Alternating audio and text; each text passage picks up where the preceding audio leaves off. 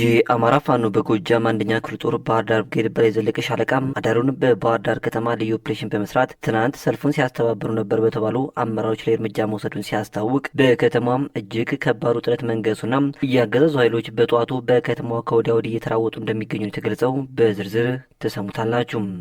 በአማራ ክልል የተደረገ ባለው ወደ ውጊያም አዳሩን የፋኖ ኃይሎች ያገዙ ወታደራዊ መሪዎች ላይ እርምጃ መውሰዳቸውን ወታደራዊ ምንጮች ገለጹ። በዚህ ጥቃት ከኮሎኔል እስከ መቶ አለቃ ማዕረግ ያላቸው ያገዛዙ ጦር መሪዎች በተለያዩ ቦታዎች ወድቀዋልም የተባለው ተጨማሪ መረጃ አለን።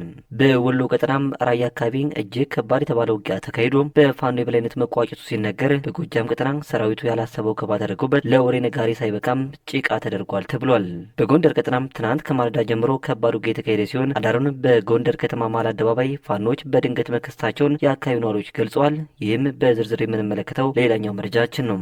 ሰላም ጤና ይስጥልን። የተወደዳችሁና የተከበራችሁ አድማጭ ተመልካቾቻችን ለሰዓቱ መደመጥ ያለባቸውን እጅግ አስቸኳይና ወሳኝ መረጃዎችን ይዘን ቀርበናል። እናንተም ለቻናሉ አዲስ ከሆናችሁ ሰብስክራይብ፣ እንዲሁም ቪዲዮ ላይክና ሼር እንድታደርጉ በትህትና እየጠየቅን በቀጥታ ወደ ዝርዝር መረጃዎች አለፍን። አብራችሁን ቆዩም።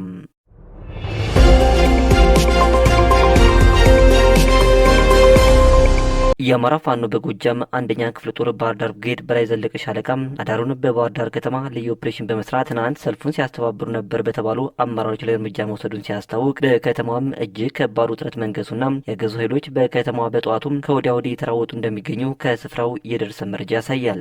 የአማራ ፋኖ በጎጃም አንደኛ ክፍለ ጦር ባህር ዳር ብርጌድ በላይ ዘለቀ ሻለቃ በትናንትናው ዕለት ዘንዘልማን መቆጣጠሩን ያስታወቀ ሲሆን ይህ ዘገባ በተሰናዳበት ሰዓትም ሌሎች ከተሞችን ለመቆጣጠርና በባህር ዳር ከተማም በሌሊት በመግባት እጅግ ቁልፍ የሚባሉ አመራሮችን እጅግ ቁልፍ የሚባሉ የብልጽግና አመራሮች ላይ እርምጃ መውሰዱን አስታውቋል።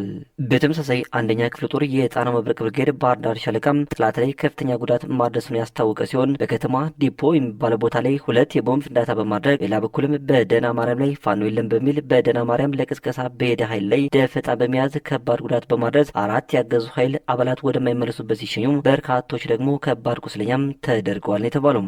በአማራ ክልል ብልጽግና ከሰሞኑ የጀመረው አፋጣኝ ዘመቻም የሰራዊት ካምፑን አመናምኖቷል የተባለ ሲሆን አገዛዙ በክልሉ በሁሉም አካባቢዎች ዘመቻ ማበል ብሎ በጀመረው ፋኖን የማጥቃትና ካለበት ቀጠና ወሳኝ ቦታዎችን ማስለቀቅ የሚለው እንቅስቃሴ የተገላቢጦሽ ሆኖ ሰራዊቱ ከያዛቸው ምሽጎች እየለቀቀም በርካታ ጦሩም መሬት ላይ እየወደቀ ነው ሲባል ትናንት በሁሉም የክልሉ አካባቢዎች በሰልፍ ስም ሽንፈቱን በተቃውሞ ለመግለጽ መገደዱም ተገልጿል። ከዚህ ባሻገር በሁሉም የክልሉ አካባቢዎች ብልጽግና ወታደራዊ መርዶን እያስተናገደ ነው የተባለው። ይህ በእንዲህ እንዳለ ለሶስተኛ ቀን የቀጠለው የአማራ ፋኖ ብሔራዊ ኃይል ጎጃም ቀጠናም የሶስተኛ ጎጃም አገው ምድር ክፍለ ጦር ጊዮን ብርጌድ አባክስ ሻለቃ ድል ያደረገበትን አውደ ውጊያ አካሂዷል። ሽንፈቱን ማመን ያልቻለው አልሞት ባይ ተጋዳዩ የብልጽግና ሰራዊት ከሰኔ 19 ቀን 2017 ዓ.ም ጀምሮ ለተከታታይ 3 ቀናት በዙ 23 እና ሞርተር ጨምሮ በርካታ ዲሽቃን ተጠቅሞ አባክስ ሻለቃን ለማፈን ቢሞክርም ሸውገደል የተባለን ቦታ ማለፍ ተስኖ ተፋኖ የአባክስ ሻለቃ አባላት እንዲሁም ልጅ አምብራ በተባለ ቦታ በተሰባሰበ አርሶ አደር የጋራ ጥምረት ከባድ ምትን አስተናግዷልም የተባለው። በዚያው ወደ ውጊያ በርካታ ያገዙ ሰራዊት ሙትና ቁስለኛ ሆኖ በአምቡላንስ ሲጓጓዙ መመልከታቸውን ምንጮች ተናግረዋል። ይህ በእንዲህ እንዳለ ለትናንቱ ሰልፍ ሲያስገድድ የዋለው ያገዙ ሰራዊት በክልሉ መዲናም በባህር ዳር ከተማ ከመድኃኔዓለም ቤተክርስቲያን ምዕመናን ወደ ባህር ዳር አስገዶም በማሳፈር ለሰልፍ ማስወጣታቸውን የባህር ዳር ዩኒቨርሲቲ የጤና ሳይንስ ተማሪዎች አጋልጠዋል። ትናንት እሁድ ጠዋት 1 ሰዓት ከ30 አካባቢ የጥበበ ጊዮርጊስ ብሔራዊ ሆስፒታል ተማሪዎችን በከተማዋ ለሰልፍ በአስገዳጅ ሁኔታ ሲጭኗቸው ማርፈዳቸውም እንዲሁ ተገልጿል። ይህ በእንዲህ እንዳለ ለጠላት የእግር እሳት የሆነው የአማራ ምድር ለብልጽግና ወታደሮች የሳማ ቅጠል ሆኖባቸዋል ተባለም። ወሎ ቢሉ ጎንደር ቢሉ ሸዋ ቢሉ መግባት እንጂ መውጣት ቀላል እንዳልሆነላቸውም ተጠቁሟል። የምስራቅ አማራ ቀጠና ምኒልክ ዕዝ ላስታ ጀነራል አሳምነው ጽጌ ኮር ተፈራ ማሞ ክፍለ ጦርና ማረጉ ተማረ ክፍለ ጦር ለ2 ተከታታይ ቀናት ብርቱ ትንቅንቅና ተጋድሎ በማድረግ ቀየውን የጠላት መውደቂያም አድርገውታልም የተባለው። የአብይ አህመድ አገዛዝ ዙፋን ጠባቂ ሰራዊት ዘመቻ ማበል ባለው ዘመቻ ማት እየወረደበት ሲሆን በላስታ ምድር ላይ 6 ክፍለ ጦሮችን በማዝመትና ጀነራል አብርሃም ወሲሳ በክልሉ ከፍተኛ አመራሮችና በ3 ኮሎኔሎች በመምራት በከፍተኛ ሜካኒዝም ጦር ታግዞ በሙሉ ኃይል ማጥቃት ያደረገ ቢሆንም ተወራሪዎቹ ያሳምነው ጽጌ ልጆች በሁሉም ግንባሮች የብልጽግና አመራሮችን ቅስም ሰባሪ ድል ተጎናጽፈዋል።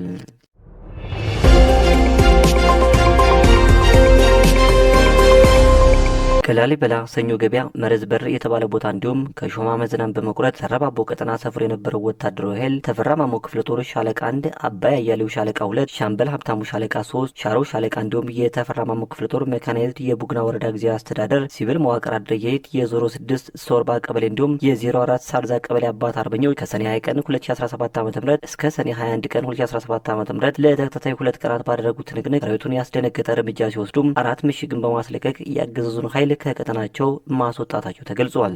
በሌላ ግንባር አንደኛ አቅጣጫ ከላሊበላ መረባቦ ወደ ብየም፣ ሁለተኛ አቅጣጫ ከላሊበላ አምጃ ጨበርጣይ፣ ሶስተኛ አቅጣጫ ከላሊበላ ደበር ለውዛ ገርዱ በር በተለያዩ ቦታዎች የገባውን የአብይ አህመድ ወታደር የማረጉ ተማረ ክፍለ ጦር ሻለቃ 1 በረከት ሻለቃ፣ ሻለቃ 2 ሀብቴ አበበ ሻለቃ፣ ሻለቃ 3 የደጋው መብረቅ ሻለቃ፣ ሻለቃ 4 ደሳለኝ ሻለቃና በዝግት አምባ በቅርቡ የተቋቋመው 5ኛ ሻለቃ የማረጉ ተማረ ክፍለ ጦር ቃኞች የኮሩ ነብሮች ተወርዋሪ ኮማንዶዎቹም ኮር መካናይዝድ ቃኝና የድርጅቱ ምስራቅ አማራ ሚኒሊክ እዝ ልዩ ዘመቻ የላስታ ወረዳ ጊዜያዊ ወታደራዊ ሲቪል መዋቅር አርየት ሙሉ አባት አርበኞች ጋር በመናበብና በመቀላጀት በተመሳይ እንደ ሌሎች ጓዶቻቸው በሰራዊቱ ላይ ድል አድርገዋል የተባለው። በሌላ ግንባር በኩል መስክ በኩል ወደ ላሊበላ ከተማ ወታደራዊ ኃይልና ሬሽን ጭኖ ሲንቀሳቀስ ተከዜ ክፍለ ጦር ደፈጣ በመያዝ አስደናቂ ኦፕሬሽን በመስራት ሙትና ቁስለኛ ሲያደርጉት፣ በሰሜን አቅጣጫ ዋገመራ ዞን ጋዝጊቢላ ወረዳ ጀነራል ኃይሉ ከበደ ክፍለ ጦር በደቡብ አቅጣጫ እሸት ክፍለ ጦር ሰራዊቱ ተጨማሪ ኃይልና ሬሽን እንዳይጨመርለት እንዲሁም በምስራቅ ግንባር በወንዳች እንጅፋ አጠራሪ ክፍለ ጦር ቦታ በመዝጋት መከታና ከላ በመስጠት ደጀነታቸውን አሳይተዋልም ተብሏል። በእነዚህ ተከታታይ 2 ቀናት በተደረገው ውጊያም በአገዛዙ ጦር ላይ ከፍተኛ ኪሳራ ሲደርስበት 7 ወታደራዊ አመራሮች ሲሸኙ 3ቱ ሻምበል መሪና 4ቱ 50ና የ100 አለቃ መሪ መሆናቸው ተገልጿል። ከ210 በላይ ሙትና ከ280 በላይ ቁስለኛ በመሆን ከፍተኛ ሰብአዊና ቁሳዊ ኪሳራ ሲያስተናግድ 2 ዲሽቃም ከጥቅም ውጭ ተደርጎበታል የተባለው። በዚህ ትንቅንቅ 140 የዝናብ ልብስ፣ 4 ሻንጣ የሕክምና ቁሳቁስ መራየትን ጨምሮ 65 የውሃ መያዣ ኮዳ፣ 180 የዲሽቃ ጥይት፣ 9 ጥቁር ክላሽ፣ 350 የመትረየስ ተተኳሽ፣ 1500 ፍሬ የክላሽ ተተኳሽ፣ 35 የወገብና የደረት ጥቆች ተማርከዋል የተባለው። በዚህ ተፈሳጭው ያገዙ ኃይል የከባድ መሳሪያ አረሮችን ወደ ንጹሃን በማስወንጨፍ 3 ቤቶችን ሲያቃጥል 3 የቀንድ ከብቶችና 8 ፍየሎችን ገድሏልም ያሉት። እንዲሁም 8 ንጹሃን ሰዎችን የጎዳ ሲሆን የ1 ዓመት ህጻንን ጨምሮ 3ቱ ወዲያውኑ ህይወታቸው ሊያልፍ ችሏል። ተጨማሪም ሰራዊቱ ምሽግ አድርጓቸው የነበሩ ቤተ እምነቶችን ሲምኖ መድኃኔዓለም፣ ሰኞ ገበያ፣ ቅዱስ ጊዮርጊስ ቤተክርስቲያን፣ ባቦ ጃማ ሚካኤልና መረዝበር ኪዳነ ምሕረት ቤተክርስቲያንን አጥር በማፍረስ ምሽጉ ከሰነበተ በኋላም ሲወጣ ሃይማኖታዊ ቦታዎችን ዘርፎና አራክሶ ወጥተዋልም ሲሉ የመረጃው ምንጮች አክለው ገልጸዋል።